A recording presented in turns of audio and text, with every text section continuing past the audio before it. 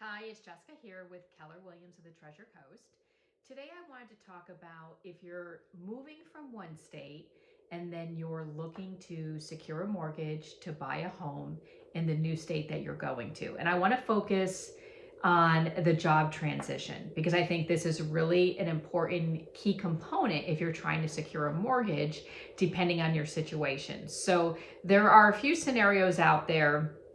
I want to focus on the one where if you're terminating your employment in the state that you live in, and then you're looking to gain new employment in your new state. So if you're working for your current company and they're going to relocate you to another state, or you work remote for them and you can work anywhere in the United States, that's probably the most optimal scenario. Okay, so for the sake of this talk, I want to focus on the first scenario of terminating your current job and then going to obtain employment with a new job. So the thing I would focus on first is your job search. Before you do anything else, you want to obtain employment in that new job ahead of time. Like, get that job lined up. Maybe you can have a start date, maybe a couple months out. That way you're got yourself some lead time to work on the whole moving, especially if you have to sell your current home and then get into a new home. So with that being said,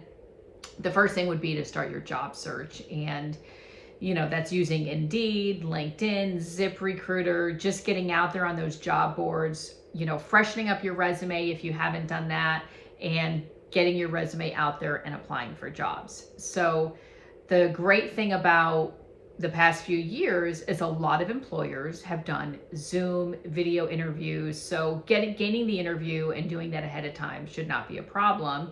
And then once you've gone through the interview process, and if you've been selected as a final candidate, most likely that employer is going to extend you an offer of employment, which will include an offer letter. In that offer letter is going to have the company name, it should have your start date, the compensation you'll be making, and depending on the company, how many hours a week you'll be working. So this is going to make it a lot easier when you work with your lender on obtaining that new mortgage, because whether you're looking in state or out of state, anytime you're looking to obtain a mortgage, lenders want to know that you have consistent income and that you're going to be able to pay it, right? They want you to pay the note and be successful and pay off the loan. And so that's where you want to set yourself up for success.